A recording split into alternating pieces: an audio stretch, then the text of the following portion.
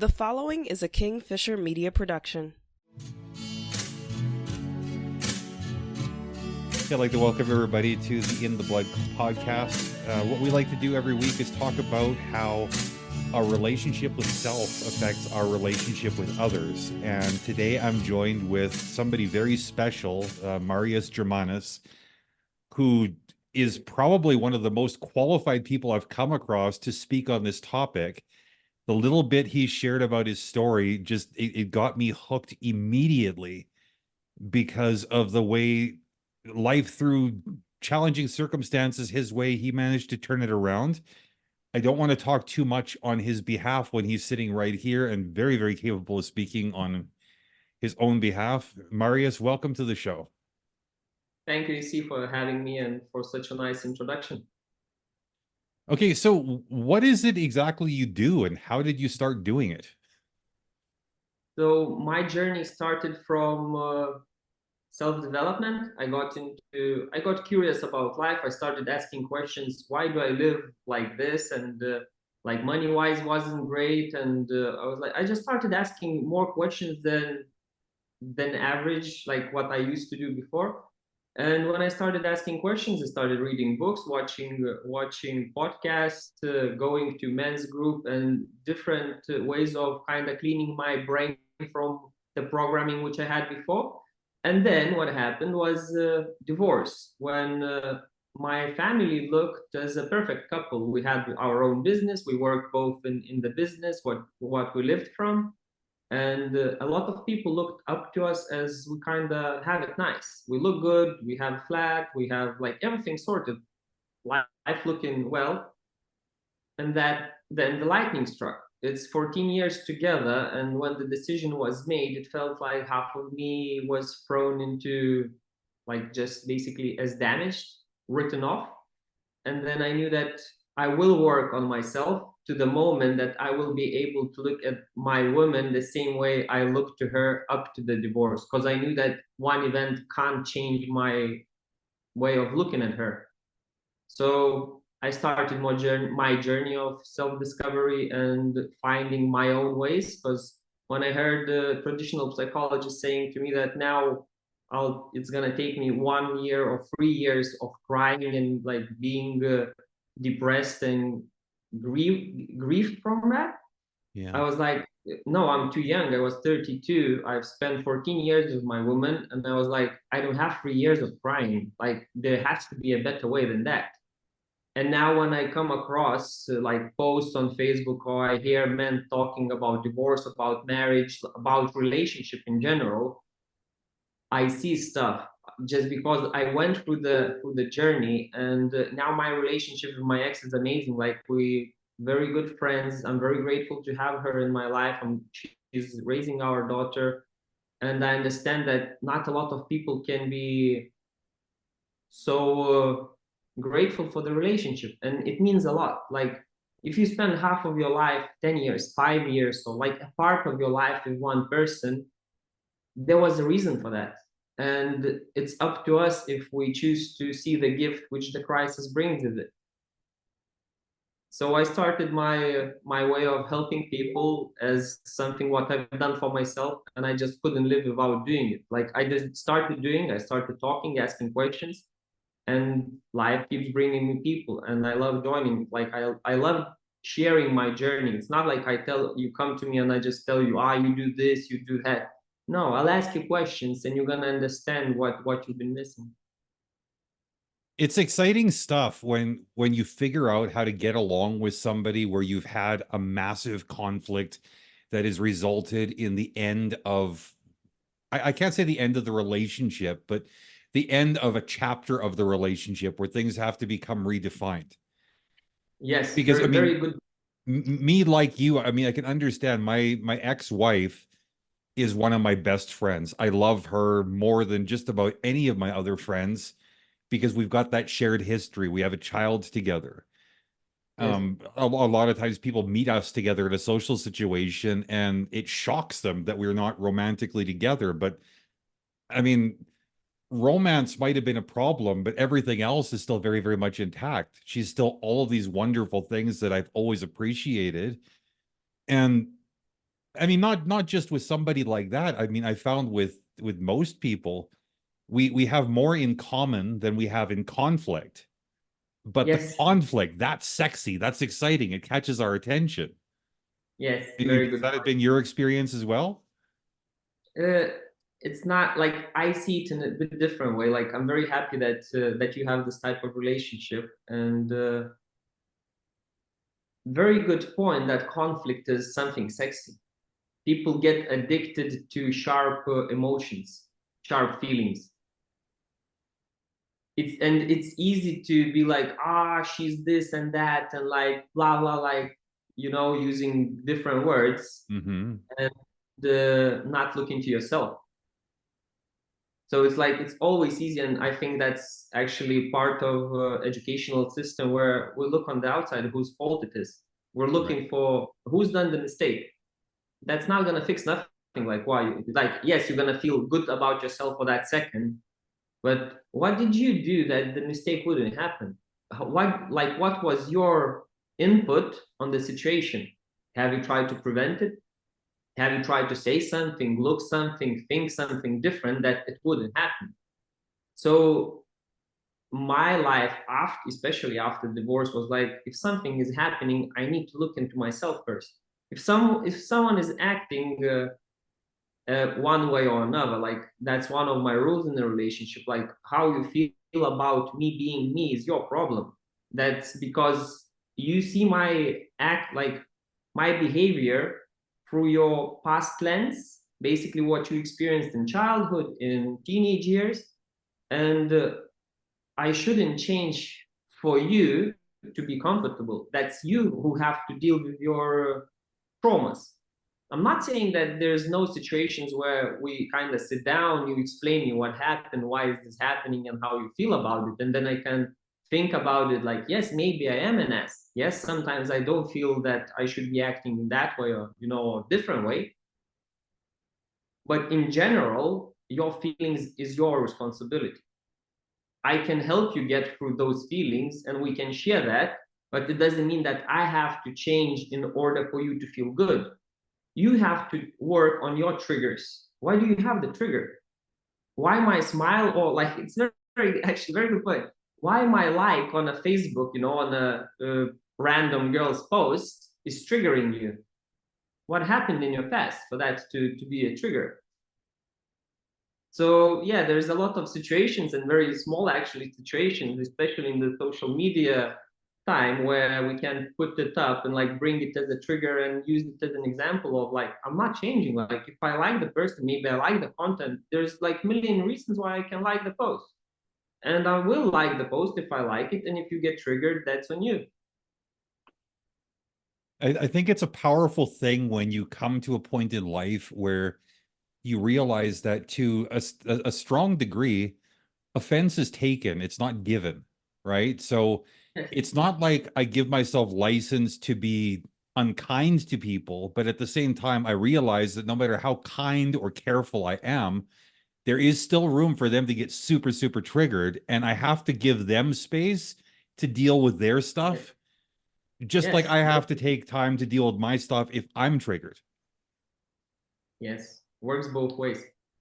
And I like that you had mentioned, that there are things that happen in our past that will motivate us to react certain ways in the present. I mean, I grew up in a very, very abusive environment, right? So, I mean, it's not like I'm looking for trouble in relationships, but trouble seems like it looks for me quite often. And I've got to be very, very vigilant as far as understanding, okay, how might this affect me? Why am I reacting like this in the moment? I would never ask these days, Marius, why are you being so mean to me? Why are you hurting me? I would take a Yeah. moment and say, you know what, Marius, I need 10 minutes to myself. And I would go take some time and think, okay, what did happen to me? Why is this Yeah. bothering me? This one little situation, I'm having an abnormal reaction. I And would like, sorry. it's it's an interesting thing because when you start understanding yourself and your own reactions, you become naturally more curious about the other person, Yes. right? Yeah. So I want to share one story about about myself, what happened. I think it's about 2 years ago. So basically, I've volunteered for a men's support helpline, and we had a 2 day training, which was live. It was about 8 people, I think, in the room, and we had 2 days, 6 hours each, to kind of have a therapy session together, like a group therapy. And I think on a second day, I was sitting, and what happened was, when I don't have time to explain myself like properly, like like take it from here and kind of take you through the journey why I'm saying so, I just drop bombs like, and like usually that becomes as a trigger, as something where I break patterns, and then people. So it was, I think, 8 people, and out of 8 people, 5 people were like, "But Marius, like, it doesn't feel comfortable sitting next to you. Like, don't you think you should be doing that? Or like, don't you think you should change a bit? That it would be more nice close to you. Like, look, like, so if I will be 1% less myself for you to be 1% more, so who's gonna live my life?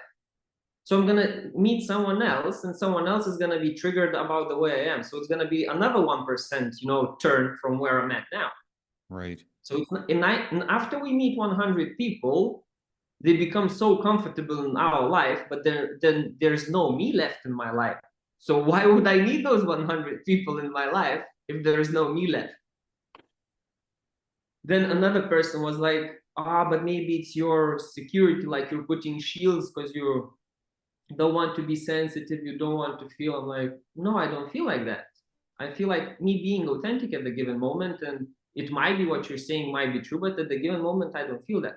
So 5 people were asking these questions in a quite intimate, space. Right.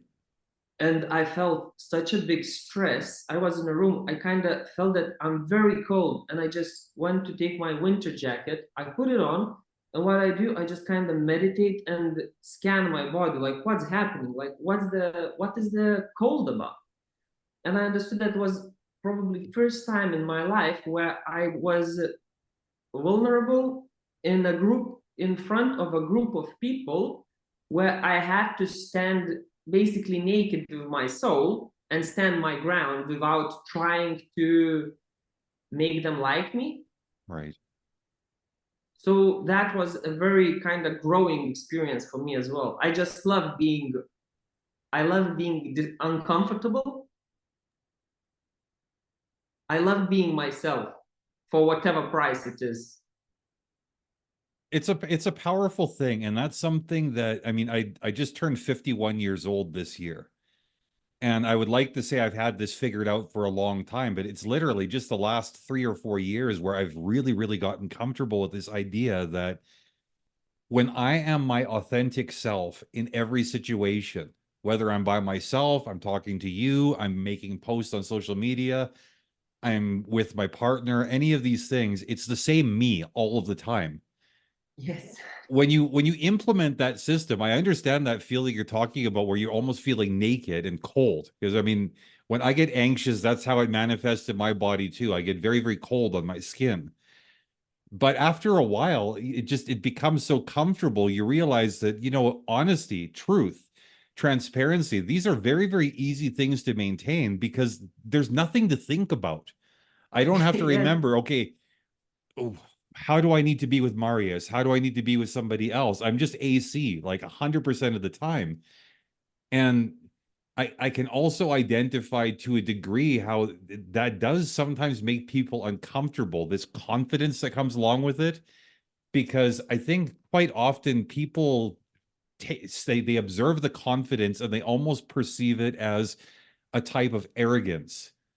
Like, well, why do you have to be that way? Can't you water it down? It's like, look, I'm not being an asshole. I'm just being me. If you don't like it, maybe I'm not a good fit for you. I don't know what to tell you, right? Yes. Yes, exactly. Like, I think world became quite a soft place, especially the Western society. Like for someone to be straightforward, like, okay, I understand that. Like, let's say I'm living in UK now, so I really like the way someone described it as manners on steroids. Right. Because like in UK, people are very nice. Like, yes, please, hello, please, thank you. And I'm like, you say too many things. Like, because I come from Eastern Europe, from Lithuania. Like when first I came, it was like, and there's too many thank yous. I'm like, I don't need that much. Like, it doesn't fit anymore, you know? So at the same time, it's nice, and it comes with a price where I can talk to someone, and after 3 or 5 questions, I will get so deep that no one ever went that deep. Because for me, your first answers is like, no, this is just noise. Like, I can see there's more to this. Yeah. So I ask it in one angle, in a different angle, and then people get this like uncomfortable, like what is happening here? You know, like why you're asking these questions? Like I haven't been there, not sure if I want to go there. Because for me, it's always about the essence. I don't really have time like to, talk shallow things. Yes, it does happen. I'm not saying that, I'm like some kind of genius where I don't talk nonsense sometimes. Right. And at the same time, I'm not gonna consciously go to a place where you're gonna be talking like very like superficial stuff, where it's like, no, it's like, or I will be out and quite fast. So for me, deep conversations and being able to be vulnerable, intimate with a person by asking questions, by getting him to the place where he never met himself to that depth is like something priceless, and I love doing it. Well, it's an interesting thing too, because in my experience, it's been the case where because I'm willing to be transparent, it's almost like it invites the other people in the room to do the same. Yes. It almost becomes awkward to be careful and guarded for them, you know? They want to Yes. share. Yes. That's actually what you, it's like, I think it's called like power of authenticity. So the more authentic you become to yourself, the more people feel it, and it's just energy. They can feel it. Okay, so I know that we've got some overlap in our experience, but I mean, I'm guessing that you've got some very unique things as well. So the question I have for you is, like if I'm looking from my perspective, when a client comes to me and says, "Okay, how is it so easy for you to get so deep into a conversation, so deep about yourself when you don't know the person?" I always say, "Look, like I can't put that in a box for you. For me, I learned how to do it from doing podcast interviews, either as a host or a guest, because we get used to just having deep conversations with people that we've never met before and may never meet again. Yeah. So maybe I'm spoiled by how easy the whole thing has become. But I mean, if you have a client come to you with a similar question, I mean, are you capable of putting that in a box for them and defining, okay, this is how you might want to approach it? How to become vulnerable, or like, can you just clarify the question, or you mean the Yeah, authenticity? how do you get comfortable with the vulnerability? How do you get comfortable with engaging in depth with people you don't know very well? Mhm. So you can love someone only to the extent you love yourself. Hmm. You can be vulnerable only to the extent you accept yourself. So, for example, you have a person who's very triggered about opinions and like how it should be. He tells everyone how they should be and how life should be and like how the community should work. And they have a lot of time to tell everyone how they should live. And it's not about them, it's about that person being uncomfortable with their own skin. And then you have an opposite of that, like people like Trump, where like he, what you feel, think, or do about the way he is, like doesn't really concern him much. Yeah. And then the difference between what people achieve in life is the reflection of how vulnerable and real people are with themselves. For whoever who has like self confidence, is just to the extent. Everything is measured, like the way I see it, is measured, as I mentioned, it was like how much love I love myself, that's how much I can love you. How much vulnerable and accepting I can be, that's how much I can do it for you. So for me, being authentic is and getting the person to the places he hasn't been is because after I got divorced, I had 3 months of thinking like every 2 4 days I was thinking about ending of my own life because the emotions were taking over. I couldn't cry for 2 weeks because like I don't know why everything kind of lifted up to my throat and it went down. I couldn't cry. I was fuming. It felt like I could kill people just because I couldn't put the energy nowhere. And I've decided that that's it. I need to become friends with myself. I need to go to that room, which is empty, where my thoughts are taking over, where it's dark, it's very uncomfortable, and become comfortable. So when I became my own friend, when I came to that room and I'm like, it's nice, my thoughts, I love it. I cleaned the place, it became nice and clean. I take my shoes off when I get back to that place where I haven't been before.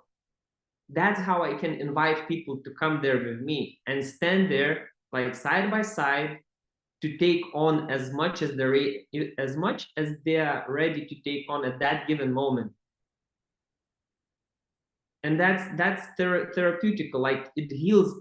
That's the same energy what we're talking in the room when you're authentic. People feel it. Right. So when you ask questions and just give space for a person to be and accept him the way he is, where he met himself to the depth he didn't even think he had, magic happens. It's like there's no words to describe this if you never experienced.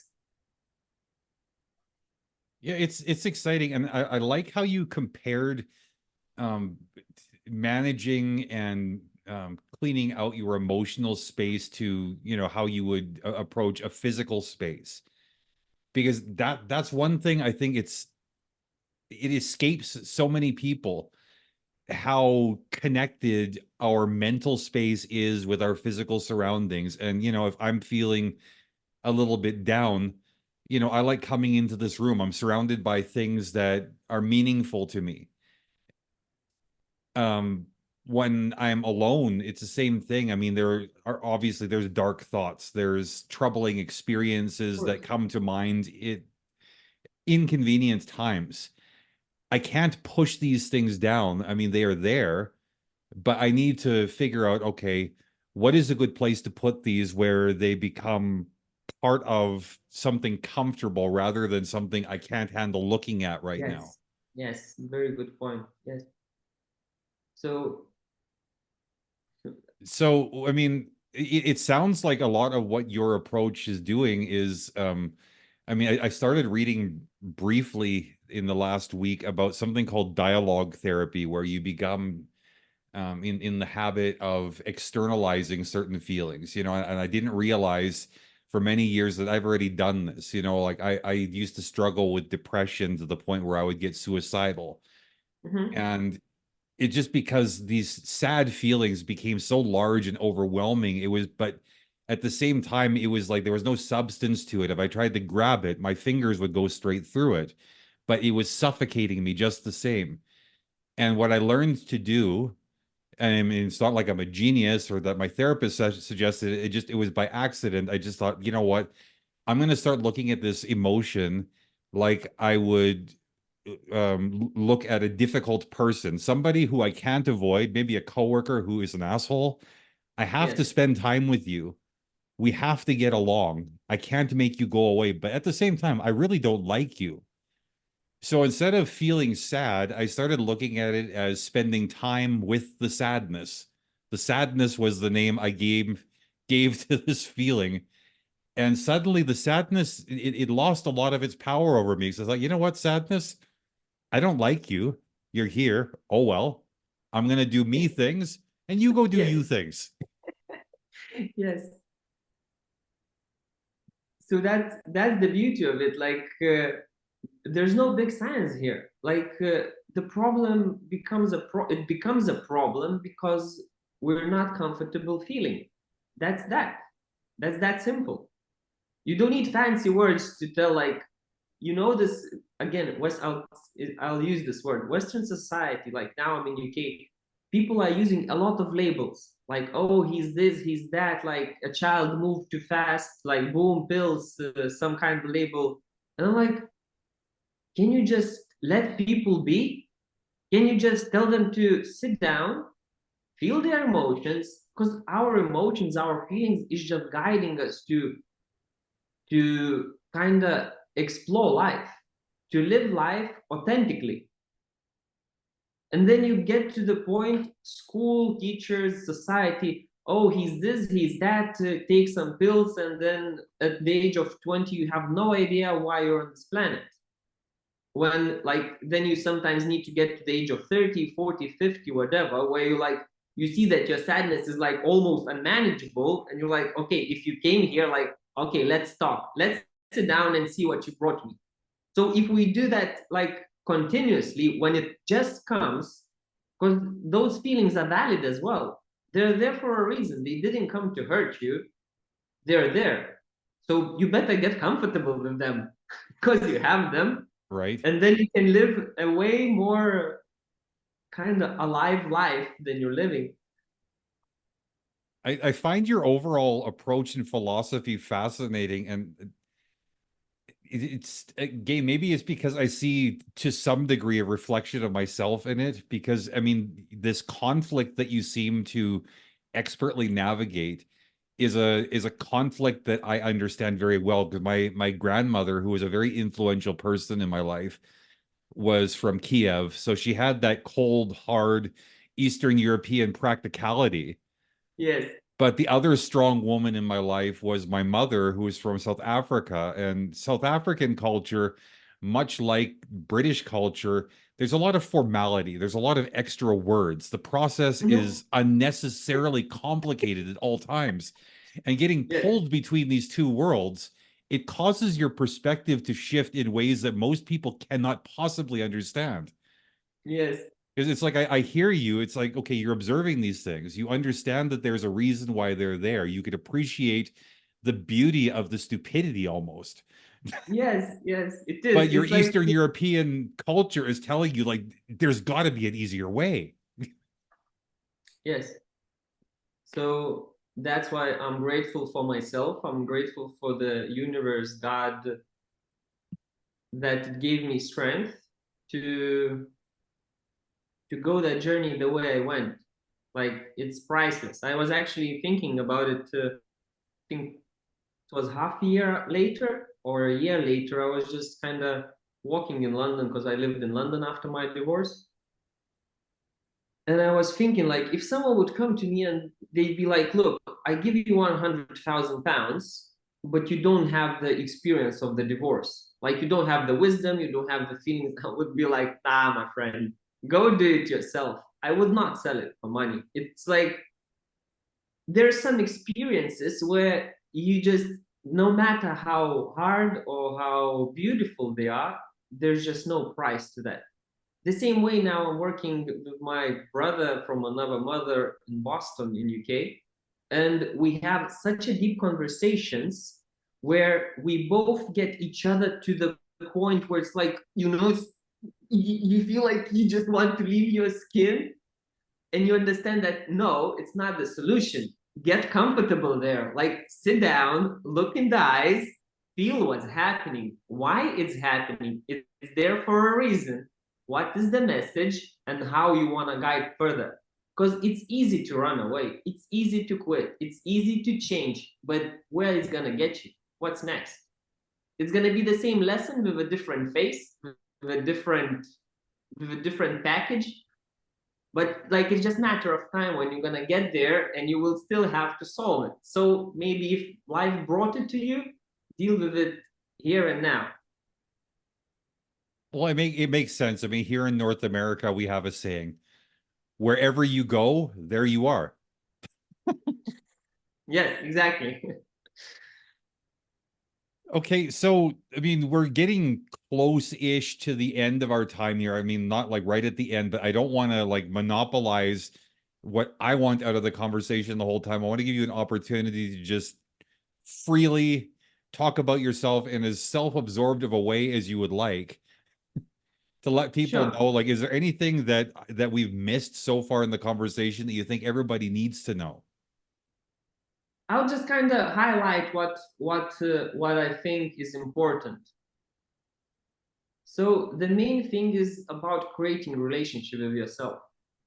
It's a lot of men who, especially men, who we start a conversation from self-love. And let me explain what self-love is, because a lot of people are throwing around that word as you know, as everyone should understand it, but it's far away from that. I'll tell you what I think self-love is. It's similar to mindfulness. So let's say, if how men take shower, like, oh, it's soap, which is like, you know, one soap for hair, body, and a car. They just 1 minute, bam, shower, all wet, soap, shower, out. It's 2-3 minutes. What did you feel in the shower? Nothing. That you didn't even feel that the water was wet, because your thoughts was already to what you're doing next. Where you going? Where you heading? When we're drinking coffee, we're like, I'm going for coffee. And how we drink coffee, if we're alone, especially if we're with a woman, okay, we can do it in maybe 10 minutes, 15. If we're alone, what? Boom, lighter. Shh, that's it, done. Let's go. Next task, next task. And we always on the run to complete something. And that's how we end up in broken marriages, relationships, everything, because we don't like enjoy. Stop. You're not gonna go nowhere faster if you're gonna enjoy yourself for a second. Like, the world is not gonna fall apart. Chill. When you take the coffee, bless the coffee, thank for the coffee, because not everyone today can afford to drink the cup of coffee. Try it, like, sip it, feel how it feels for your body, where it's going, what's the taste, what's the texture, what's the smell of the coffee. When you're taking a shower, take it as experience for your body, because that's your attention to the body, because it's taking you on the journey of this life. Because some of us, I guess you had the experience as well, like, we go to train, go to the gym, boom, boom, this, that, how I feel. Like, if we think back, how we kind of showed not hate, but like what type of pressure we put on our body, we sometimes question ourselves, like, how this body still is carrying this idiot who was dealing with him before like that. So I leave this with one simple message. Start talking to yourself the way you would talk with your child, especially for men. Because we used to, you haven't done this, you haven't achieved this, you have to do this, and if not, then you're a failure, you're not good enough, and all the stories in our heads. Would you talk like that with your child? And how do you think that would raise him? So if you wouldn't talk that with your child, don't do it with yourself as well, because your life will reflect that conversation. And if anyone needs, like, to speak, to share their journey, or just insights on, I'm here on Facebook, please DM. Yeah, that's powerful stuff. Thank you. I find it fascinating, your approach to, I mean, just the overall topic of self-love, because I mean, I agree. I mean, it's a term, it gets thrown around so much, but most people have no idea what it means. And the people who do have an idea what it means, their definitions are all over the place. Mm-hmm.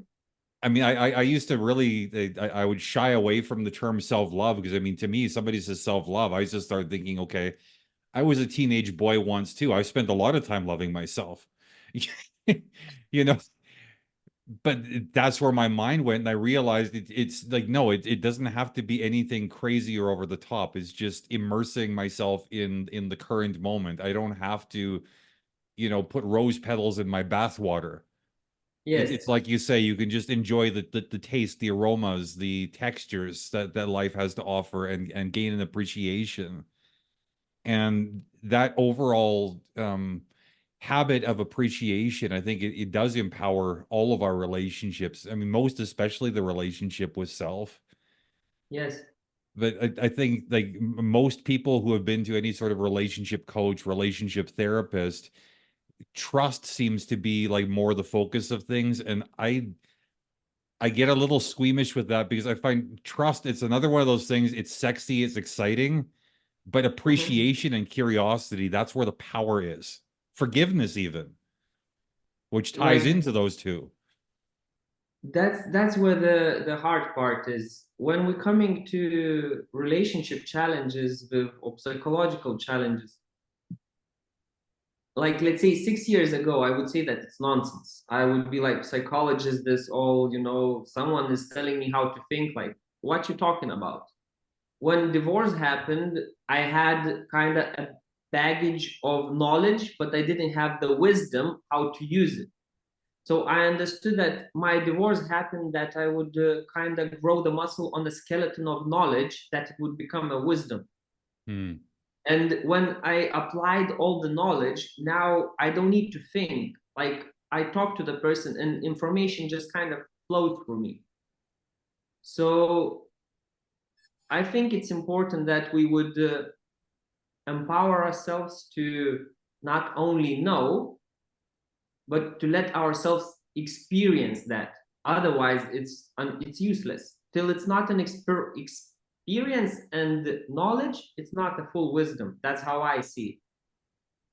Because you have teachers, you have professors in universities which have no clue what they're talking about, because their life is not showing what they're saying. They're not walking the talk. They know the theory behind it. And then there's like business people who have no theory, but their life is showing the results. So let's connect. Let's connect and bring the full wisdom to the person.